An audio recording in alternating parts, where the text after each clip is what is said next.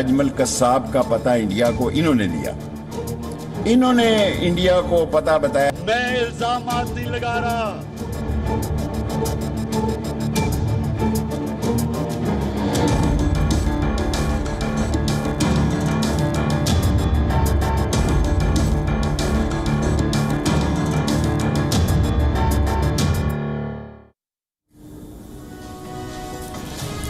It's only Wednesday. The weekend is still some time away, but a lot of people I know start planning early, like what they'll binge watch this weekend. If you're one of those, I have a suggestion. The Pakistan pot boiler, full of masala and suspense. The protagonist is a former cricket star and playboy, his country's heartthrob at one point. He plunges into politics to clean the system. Typical spiel. Not everyone bought it. Many said he was selected by the army, not elected by the people. Be that as it may, he became the Prime Minister of Pakistan, made multiple blunders, both at home and abroad. The Saudis denied him a plane ride from New York once. The Chinese buried his country under debt. The Islamic countries ignored his complaints about India. He survived all of that, the humiliations.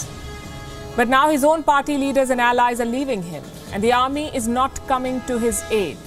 So the Prime Minister is making all kinds of statements and wild allegations and getting caught in his own web of lies.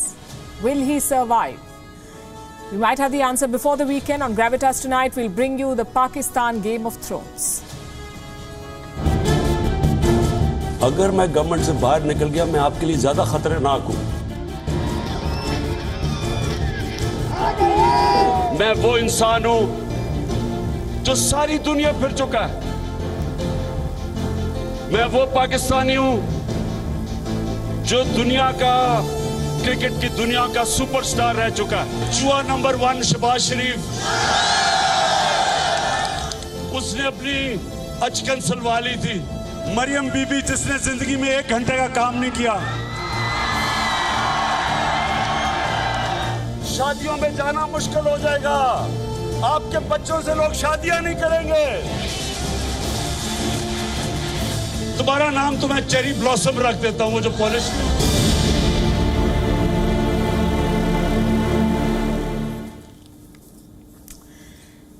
Will Imran Khan be forced out of power?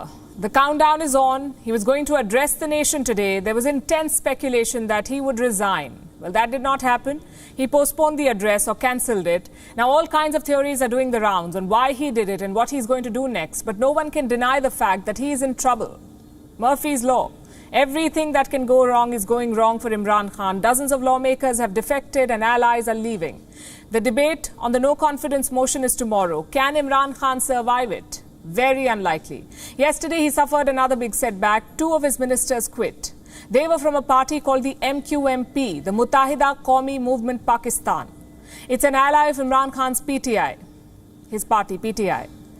Now, with these resignations, the MQMP has become the second ally to leave Imran Khan. The first one was the Balochistan-based Jamhuri Watan Party. They too withdrew support. The writing is on the wall, but he is playing till the last ball. What options does Imran Khan have? On Gravitas tonight, we'll discuss that. First of all, the numbers. Total seats in the Pakistan National Assembly, 342. The votes needed to remove Imran Khan, 172.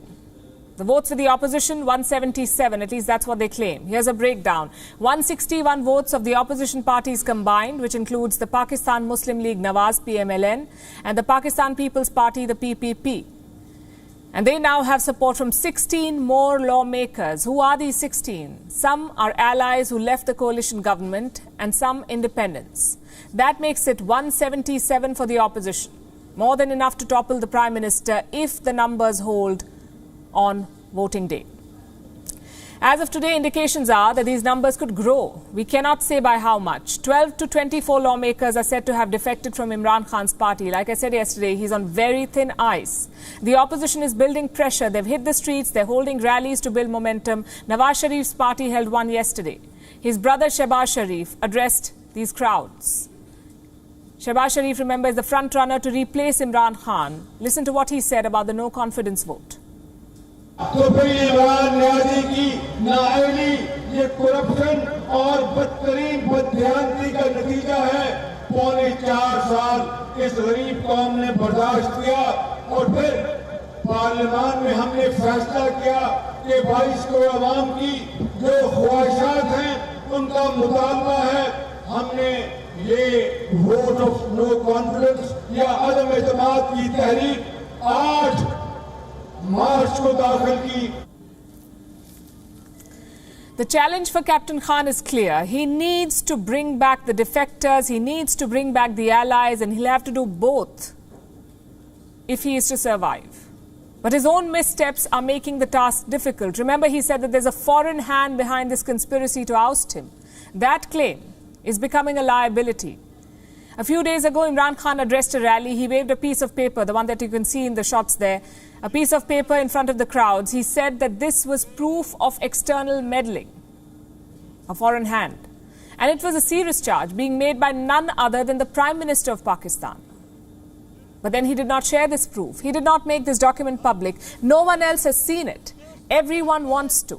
The opposition is demanding full disclosure. This is what Imran Khan says. Crisis तो मुल्कों में आते रहते हैं, कोई नई चीज नहीं है, कॉन्फिडेंस चला जाता है। नो कॉन्फिडेंस वोट एक जायज जमहूरी तरीका है। इस क्राइसिस का ये है एक फॉरेन इंपोर्टेड क्राइसिस, ये बाहर से साजिश है पाकिस्तान के खिलाफ। तो ये जो साजिश है ये इंशाल्लाह मैंने मेंशन किया कि मेरे पास डॉक्यूमेंट है, वो आज डॉक्यूमेंट मैं सीनियर जर्नलिस्ट को अब दिखाऊंगा। लेकिन क्योंकि इसको शक किया जा रहा है कि शायद इमरान खान को इस तरह अपनी हुकूमत बचाने के लिए इस तरह कर रहा है, इसलिए मैंने आज फैसला किया। जो हमारी एलाइड पार्टीज है उनमें से एक एक को बुलवाऊंगा, बताऊंगा कि ये डॉक्यूमेंट रियल है। So he said he'll meet senior journalists. Reports say that that meeting did happen. We're waiting for more details to emerge. But the entire story is getting a little embarrassing for Imran Khan. He's trying every trick in the book to survive, and that includes bringing up India. A few days back, he praised India and its foreign policy, being in alliance with the Americans in the Quad and also buying oil from the Russians. Now, Pakistan's Interior Minister Sheikh Rashid has spoken out today, and he has made a bid to discredit Nawaz Sharif using India. He said Nawaz Sharif shared the address of Ajmal Kasab with India. First, listen to what he said. Ajmal Kasab का पता India को इन्होंने दिया। इन्होंने India को पता बताया कि अजमल कसाब जो है उन्होंने जो फरीदकोट का एड्रेस है वो नवाज शरीफ ने दिया। अगर ये बात गलत साबित हो तो जो चोर की सजा वो मेरी सजा है। Ajmal Kasab was the only terrorist to be captured alive during the 26/11 Mumbai attacks. Earlier, Pakistan had denied that Kasab was a Pakistani at all. Now, unwittingly, their minister has accepted what the world has long known. Ajmal Kasab was indeed a Pakistani. So another self-goal by Rashid. And his intervention did not even help Imran Khan. The numbers are still stacked against him. So what are the Prime Minister's options now? His team has come up with an idea. They're asking him to step down and call for a snap election. Well, that could throw up a lot of uncertainties. And if that's the best plan they have, Imran Khan looks all but set for his exit. And he won't be the first to unceremoniously leave office. I've said this in the past. Premiership in Pakistan is like a poisoned chalice. It comes with rewards, but never ends well. Tonight we can say that it makes no exceptions either. No Prime Minister has completed a full term in Pakistan, not a single one of them. Look at Pakistan's history. Since the country's inception in 1947, every Prime Minister in Pakistan has either been deposed, overthrown, disqualified, murdered, or even hanged. We've compiled a report with their names, their time in office, and how they were thrown out. Imran Khan could well join this list. In its 75-year history, Pakistan has seen 19 prime ministers, 18 men and 1 woman. Not a single one of them has served a full term. Some have been sent home through disqualification. Some have been overthrown by the army. As far as I am concerned, I have no personal vendetta against Mr. Musharraf. If there was, I forgive. Some have been murdered by the deep state. This is the real Pakistan, and if we get democracy, this is the face of Pakistan the world will see, not the face of the extremists who have thrived under dictatorships. And some have been hanged by the judiciary. I do not want to cover the past. I do not want to go into the past because the past is a sordid past. This is Liaquat Ali Khan, the first Prime Minister of Pakistan. He ruled for 4 years and 2 months, the longest tenure for any leader. In 1951, he was assassinated by a Pashtun tribesman. The exact motive of the killing is still a mystery. Then came Khawaja Nazimuddin, the first Bengali politician to rule Pakistan. He served for a total of 18 months and was then deposed by Pakistan's Governor-General for being too weak. The third Prime Minister, Muhammad Ali Bogra, met a similar fate. He too was dismissed, this time by the President of Pakistan. Bogra's successor was Chaudhry Muhammad Ali. He resigned less than a year after assuming office. Why? Because he had differences with Pakistan's president. Muhammad Ali was succeeded by Hussein Shahid Suhrawardy, the first non-Muslim League Prime Minister of Pakistan. Unfortunately, he met the same fate of his two predecessors, a dismissal from the President of Pakistan. Suhrawardy was succeeded by Ibrahim Ismail Chundrigar. He remained Prime Minister for just 2 months. He resigned after losing a no-confidence vote. Then came Sir Ferozi Khan Noon. He was hand-picked to serve by the President of Pakistan. But within a year, he was deposed in a coup d'etat by Ayub Khan, the commander-in-chief of the Pakistan Army. For the next 13 years, Pakistan remained under martial law. Things changed in 1971 when General Yahya Khan appointed Nurul Amin as his prime minister.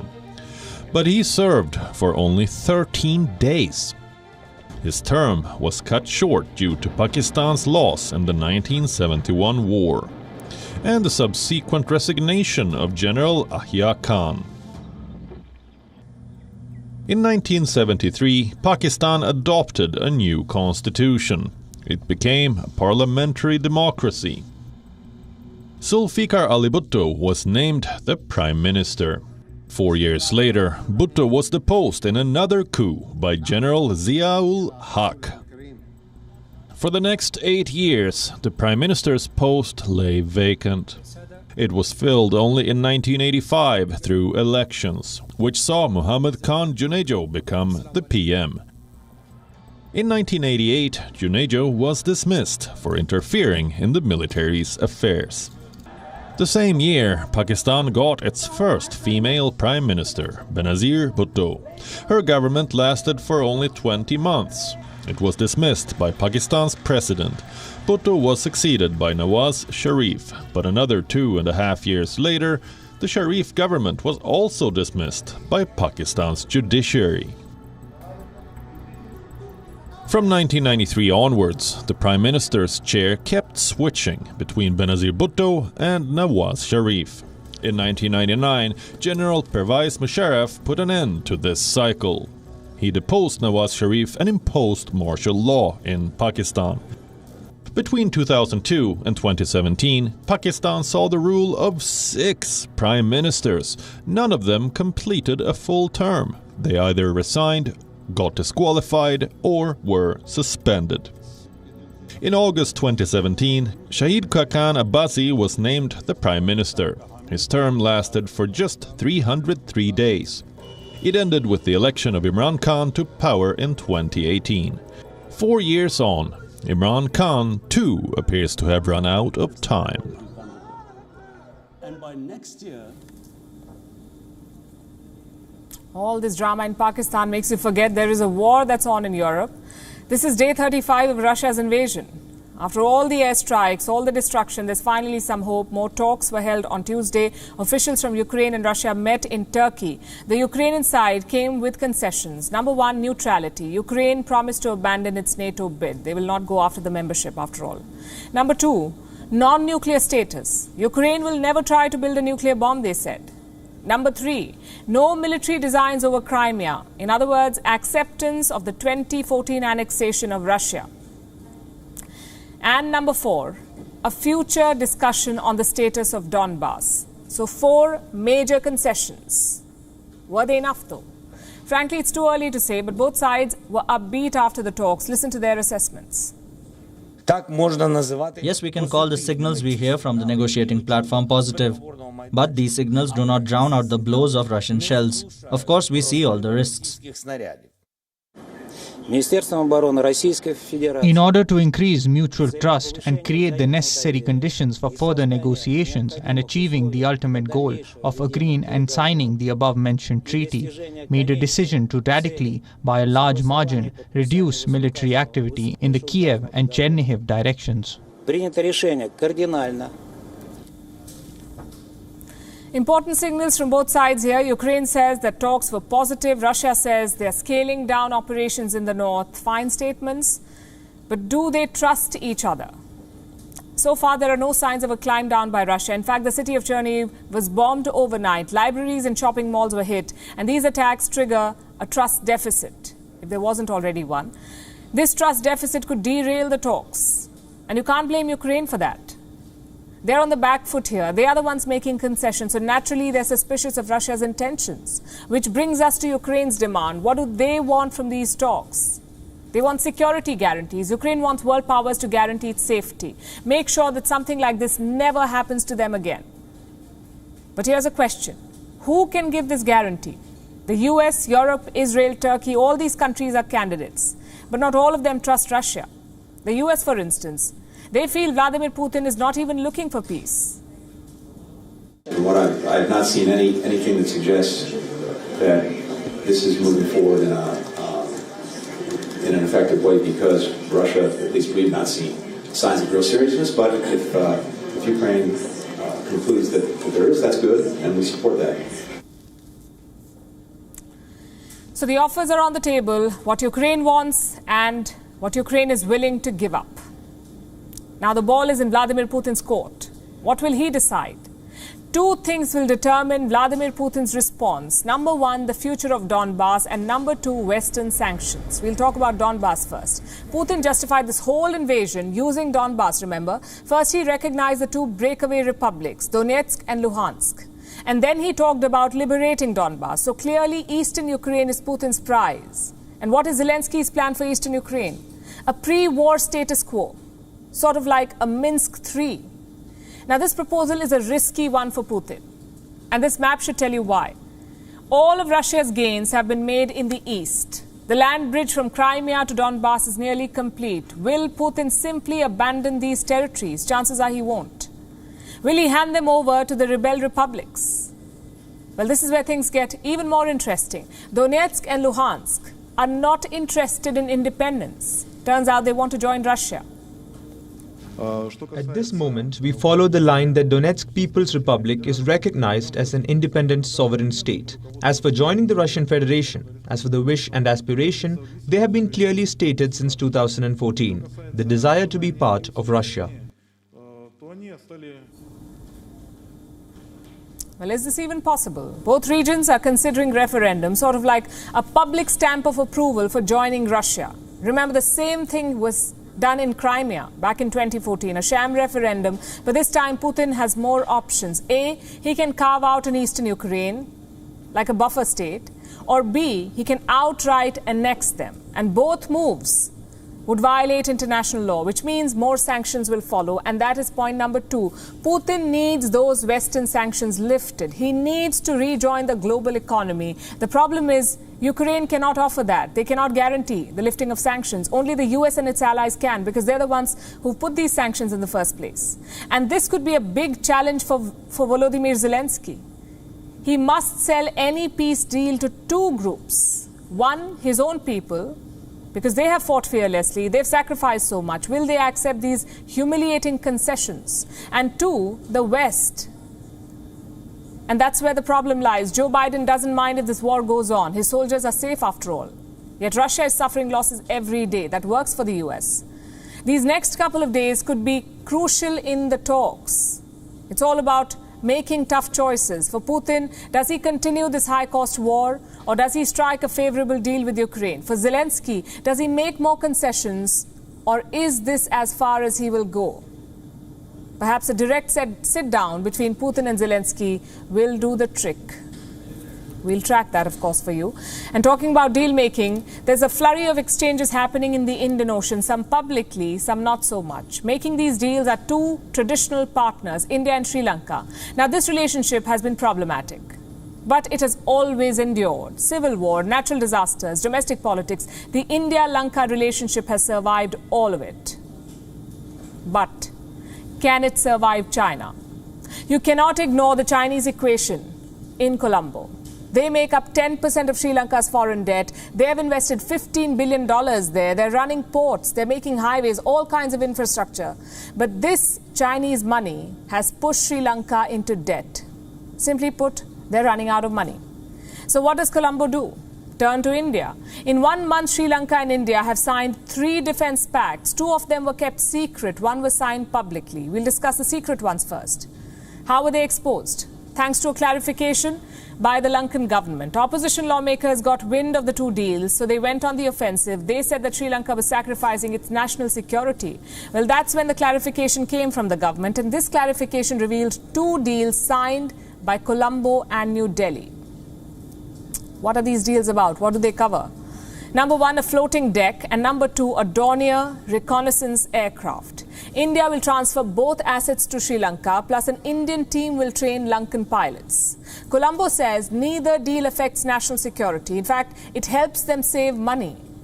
So why keep these deals a secret? Was it to not antagonize the Chinese, or was it to blindside the Lankan public? Either way, these are 2 very important deals. The 3rd was signed on Monday. External Affairs Minister S. Jaishankar was in Colombo. This 3rd deal covers maritime rescue. India and Sri Lanka will set up a coordination center. Sri Lanka will offer 7 subunit naval bases. India will offer $6 million. And this deal was publicly announced. The reason? Again, your guess is as good as mine. Beyond the cloak and dagger game, though, what do these deals signify? Is Sri Lanka pivoting back to India? Well, there's certainly an argument to be made here.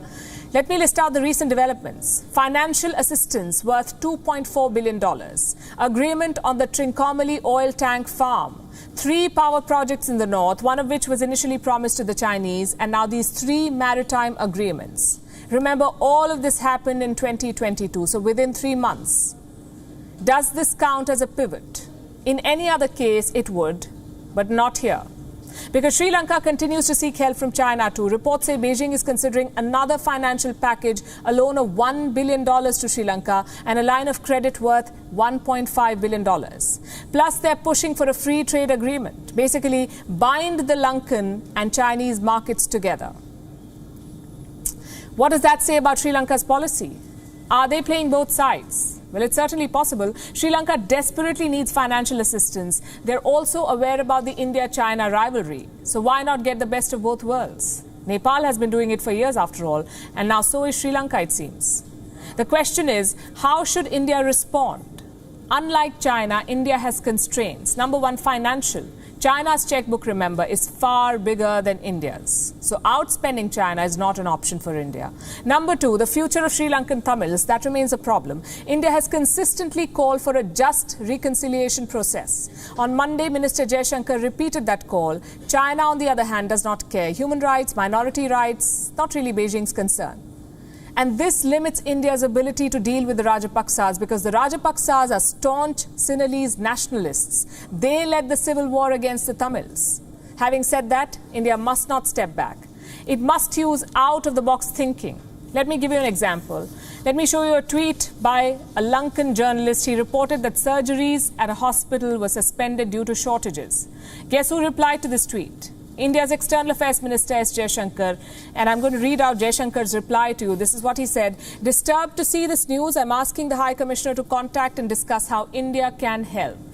The High Commission did reach out, we are told, and pretty soon the surgeries were back on track. And these gestures go a long way. They build relations between India and the Lankan people, if not the Lankan government. China believes in the opposite. They've bribed Sri Lankan politicians. They have lured the Rajapaksas into lucrative deals. India has done neither. Now, it's hard to say which strategy will work. But we all know which strategy is morally right. For the moment, we turn to France. Next month, 48 million French voters will choose their next leader, the next president of the French Republic. Most opinion polls show that Emmanuel Macron has the edge. He could get a second term in office. But another name is slowly emerging as a favorite, Marine Le Pen, a far-right politician who also contested the 2017 presidential election. She did not make it then, but does she stand a chance this time? Our next report explores.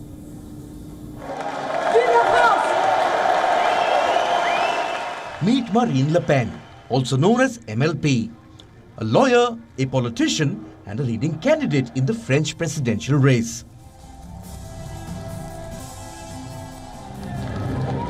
In 2017, she lost the race to Emmanuel Macron by a margin of 10 million votes. In 2022, the chances of her victory seem more probable. Le Pen herself says she's rising like a phoenix from its ashes. I'm like the phoenix rising from its ashes. Don't seek to put me in a box because I don't fit in any mold. I'm a patriot. I do what is necessary for the French people.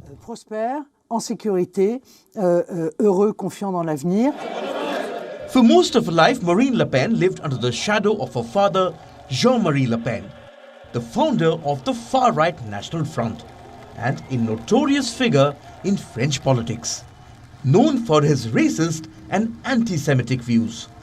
Throughout her career, MLP too has upheld similar views. She has compared Muslims praying outside mosques to Nazi occupiers. She has been accused by Israel of denying the Holocaust. She has even called globalization a threat to French society. But since 2015, Le Pen has tried to change her image and detoxify her party's far-right policies. It all started with a decision to expel her father from the party, who had called Nazi gas chambers a detail of World War history. What followed were a series of political reforms and a change of stance on issues like gay rights, death penalty, and abortion. But criticism from within her party's ranks made a full revamp rather tough. Le Pen did tone down the rhetoric, but could not fully abandon her party's agenda. She continues to oppose immigration and wants the children of immigrants to be refused access to school education. She still believes in political isolationism and considers multiculturalism a threat. And internationally, she's in favor of closer ties with Russia. Her critics say that's because she receives funding from Russian banks. In October 2014, her party reportedly borrowed £9 million from a Russian bank to finance its election campaign. What's more, her party's election pamphlets for this year showed Le Pen shaking hands with Vladimir Putin. 1.2 million copies had been printed. After the war in Ukraine, Le Pen ordered all the copies to be binned. But all these controversies have barely dented Le Pen's campaign. Yes, Emmanuel Macron is still riding high in opinion polls, but Le Pen is slowly closing the gap. Last we checked, she was trailing just 6 points behind the French president. Political pundits say in the days ahead, this margin could narrow even further. Some even suggest this election could end up in a tie.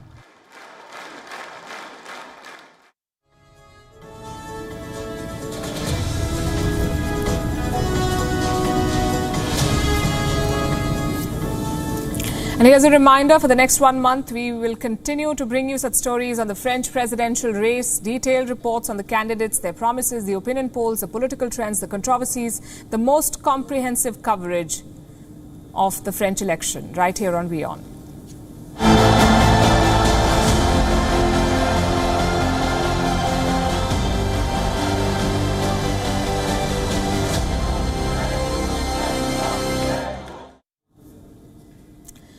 Here's a story from Switzerland. Last week, bodies of 5 members of a family were found in a resort town. They were found near their apartment building. 4 dead, 1 still breathing and now in hospital. The deaths have shocked the local community. Police say there was no foul play, no signs of struggle, and that this family could have committed mass suicide. Our next report tells you more. It was a quiet morning in the Swiss town of Montreux. 2 officers from the local police knocked on an apartment door. They were there to speak to a man about his son's homeschooling. A voice answered the officers, but the door was not opened. Unable to enter, the officers left. 45 minutes later, the entire family plunged to their deaths. A 15-year-old boy was the only survivor. He is stable, but in a coma. His father, mother, sister and aunt, they all died. The cops investigating the case were initially puzzled. There was no sign of struggle, no evidence of foul play. The only logical explanation, the police say, is collective suicide.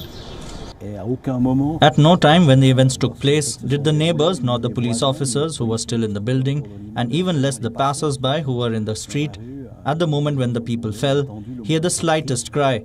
There is no trace of a struggle, so we have a situation which makes us favor the possibility of collective suicide. On first impressions, they seem like any other family. The father, Eric David, grew up in a wealthy part of Marseille. He attended one of the most prestigious schools in France. His wife, Nazrine, was a dentist. Her twin sister, Nargis, was an ophthalmologist. They too were educated in elite schools. But the police have found a lot of supporting evidence to back their theory. The family led reclusive lives.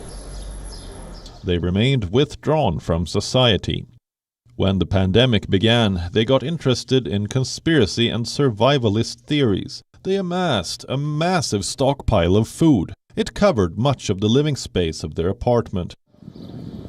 The supplies were good enough to live through a major crisis. Local authorities say the family tried to seclude themselves. The investigations show that this was a family that lived almost in autarky with very few social contacts. Only the twin sister of the mother worked outside. For the others, there was no outside activity. What happened to this family? Why did they decide on mass suicide? Only the lone survivor can explain. What happened in this apartment? Bureau Report, World is One. Every action has consequences. We all know this, but Xi Jinping is learning this the hard way. For the better part of 2021, he cracked down on Chinese corporates. Regulators in Beijing went after Chinese corporate titans. The campaign wiped out more than $1 trillion worth of wealth. $1 trillion. The market value of Chinese companies eroded. Xi Jinping's intentions were clear then. He wanted to tame China's private sector, so he went after them. He wanted to shrink the excess wealth, make business commit to his idea of common prosperity. That's the slogan he gave. Now, this crackdown by the Chinese president has had far-reaching consequences. Investors the world over are spooked. They're withdrawing investments. In March, more than $11 billion were pulled out of the Chinese market. The value of Chinese stocks is at an all-time low. The Hang Seng Tech Index tracks China's biggest tech companies. In 1 year, it has fallen by 45%. The American markets have the same view about China. The Nasdaq Golden Dragon China Index tracks Chinese companies listed in the US. It's down by 58%. The third week of March was brutal. Redemptions from Chinese equity funds were at their highest since 2021. Investors were selling Chinese bonds too. For the first time ever, they've pulled out more than $1 billion. And the bad news for Beijing does not end with this. Global term investors don't see China as a secure investment anymore. They're allocating just 2% of their portfolios to Chinese stocks, just 2%, which is according to American investment bank Morgan Stanley. So what does one make of this? The Institute of International Finance has shared an assessment. It says global investors are looking at China in a new light. There is a rethink. Investors are taking their money elsewhere, and Beijing was forced to react this month. The Chinese government has issued a statement. It has promised policies that are more transparent and predictable. I have a quote from Liu He. He's a vice premier. He's also Xi Jinping's top economic advisor. And this is what he has said. I'm quoting, all policies that have a significant impact on capital markets should be coordinated with financial management departments in advance to maintain the stability and consistency of policy expectations. The message is clear. Beijing wants to contain the damage. Easier said than done, we say. The Communist Party is facing serious challenges right now. One of them is the latest Wuhan virus outbreak. The losses are mounting by the day. China's biggest economic hubs, Shanghai and Shenzhen, are shut. Do you know how much money China will lose by locking down these two cities alone? $46 billion every month. That's equal to 3.1% of China's GDP. The other worry is the Russian invasion. Beijing's support to Moscow has not gone down well with investors. According to one report, Chinese companies have suffered $2.4 trillion of sell-off. A $2.4 trillion sell-off. It was triggered by Russia's invasion of Ukraine. Investors have dumped Chinese stocks. They fear that Chinese companies could face sanctions because of Beijing's actions. And this could be the reason why investors are worried. The United States issued an assessment this month. Washington fears that China will support the Russian economy, and America says Beijing has made that decision. It wants to give Russia economic and financial support. So long story short, China's problems are compounding. It began with the crackdown on Chinese companies, which could have been avoided, but Xi Jinping did it anyway. Before the markets could shake off that crackdown, China was hit by its homemade virus, the Omicron version. Then Russia invaded Ukraine, and add to that the structural problems with the Chinese economy, like the massive pile of debt of Chinese property developers like Evergrande. All of these factors combined will hinder China's recovery and make Chinese companies pay for Xi Jinping's mismanagement. So that was a good dose of earthly affairs for today. Politics, war, diplomacy. Let's end the show with a story from another planet, or should I say, a dwarf planet. Pluto has always been a mystery for scientists. It is cold, it is dark, plus it is located in the farthest corner of the solar system. But now it's in the news. Pictures of Pluto's surface have been published by NASA. They show giant ice volcanoes on the surface. What does this discovery mean? Does it hint at the possibility of life on Pluto? Our next report tells you. This is the edge of our solar system. It's cold, dark and uninhabitable. Hurtling through this void is Pluto. Once a planet, now downgraded to dwarf status. Pluto is often called the icy world.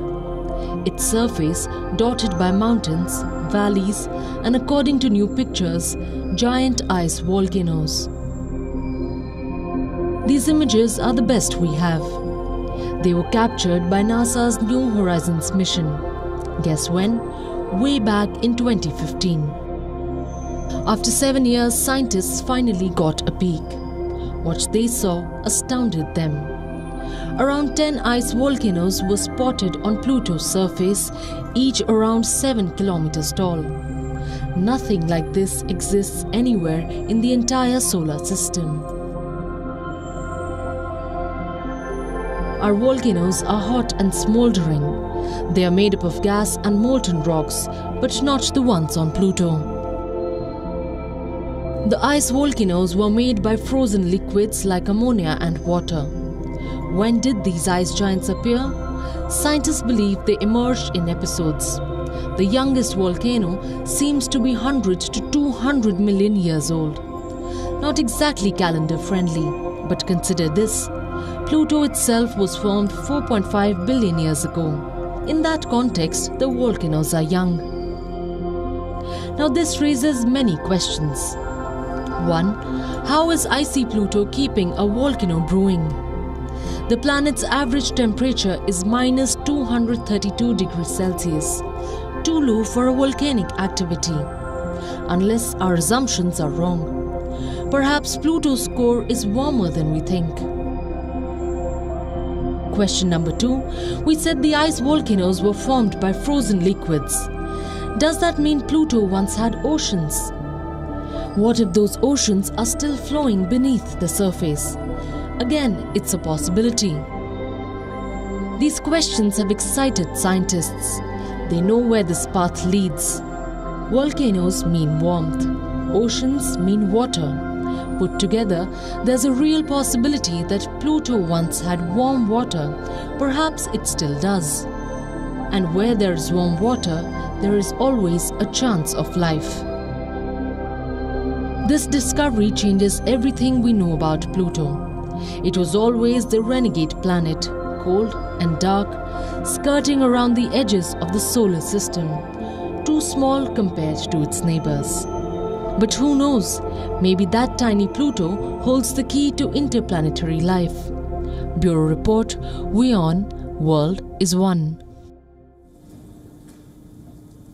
Back to the Earth, here's what else is making headlines around the world. Sri Lanka has imposed record nationwide 10-hour-long daily power cuts as it runs short of hydroelectric power amid the ongoing economic crisis. This comes on top of the severe shortage of fuel that the country is facing.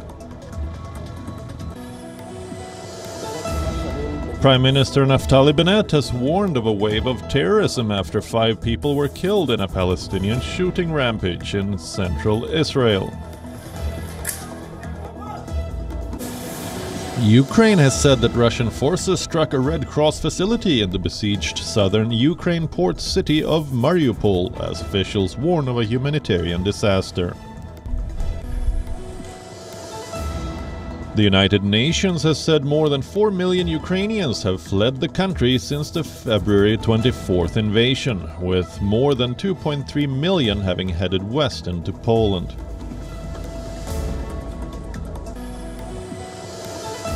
The United Nations and the United States have welcomed unilateral truce moves by Yemen's warring sides as encouraging steps, while stressing on the need for a more comprehensive ceasefire.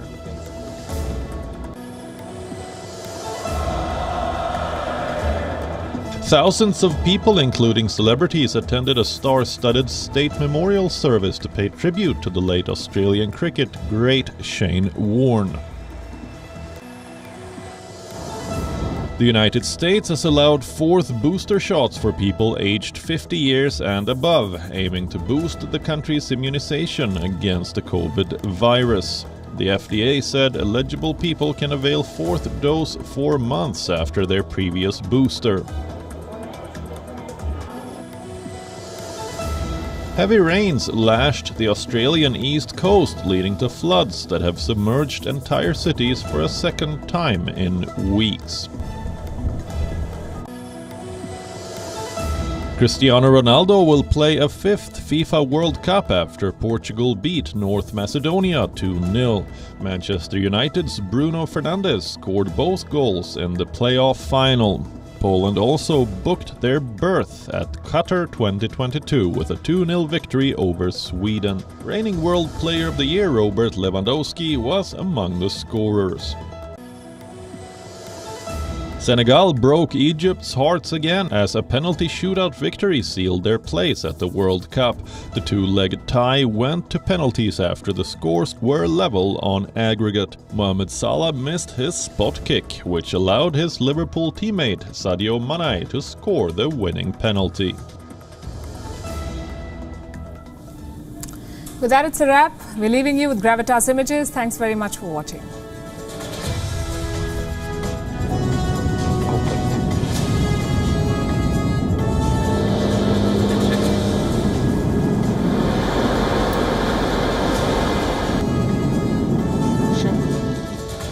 Contact a gauche.